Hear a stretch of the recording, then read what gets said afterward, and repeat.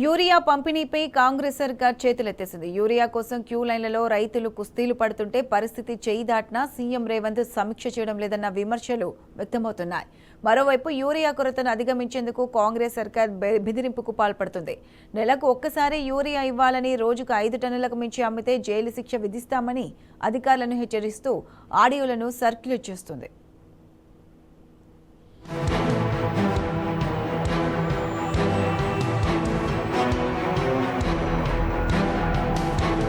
రాష్ట్రంలో తీవ్రమవుతున్న యూరియా కొరతను అధిగమించేందుకు సర్కార్ బెదిరింపుల ధరణి ఎంచుకున్నది.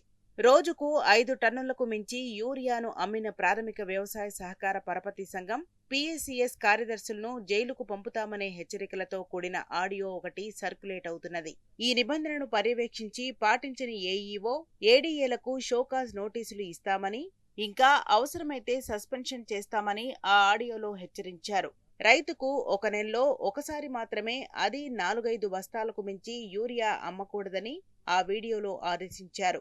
రాష్ట్రంలో యూరియా వాడకం తగ్గించాలనే యూరియా స్టాక్ను అందుబాటులో పెట్టడం లేదని ఆడియోలో పేర్కొన్నారు.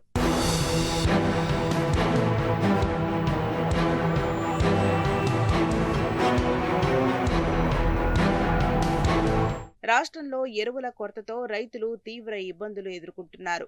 ఉమ్మడి రాష్ట్రంలో నెలకొన్న పరిస్థితులు మళ్లీ కళ్ల ముందు కనిపిస్తున్నాయి. గ్రామాల్లో ఎక్కడ చూసినా ప్రాథమిక వ్యవసాయ సహకార సంఘాల ముందు, ఎరువుల షాపుల ముందు క్యూలైన్లు దర్శనమిస్తున్నాయి.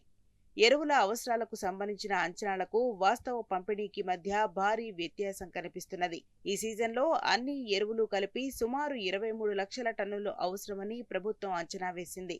ఏప్రిల్ నుంచి జూలై వరకు అన్ని ఎరువులు కలిపి 16.52 లక్షల టన్నుల మేర కంపెనీలు సరఫరా చేయాలి.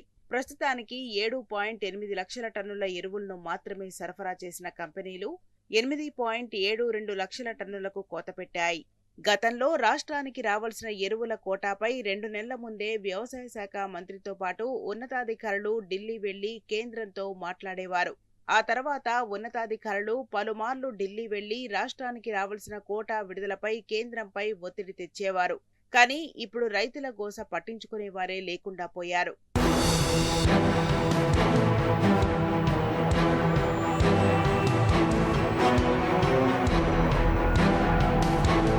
రాష్ట్రంలో యూరియాతో పాటు ఇతర ఎరువుల కొరత తీవ్రమవుతుండటంతో ప్రభుత్వంపై విమర్శలొస్తున్నాయి.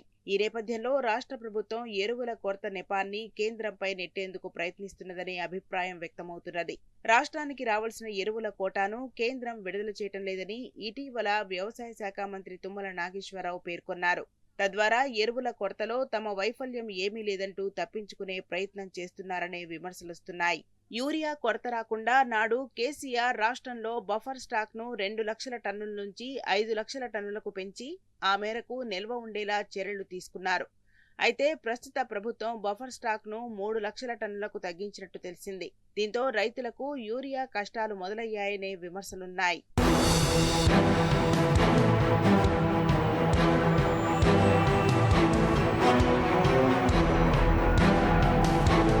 ఇప్పటి వరకు సీఎం రేవంత్ రెడ్డి కనీసం ఒక్కసారి కూడా సమీక్ష నిర్వహించకపోవడం గమనార్హం. వ్యవసాయ మంత్రి తుమ్మల నాగేశ్వరరావు ఎరువుల కోసం కేంద్రానికి లేఖలు రాయటం, పత్రికా ప్రకటనలకే పరిమితమవుతున్నారనే విమర్శలున్నాయి.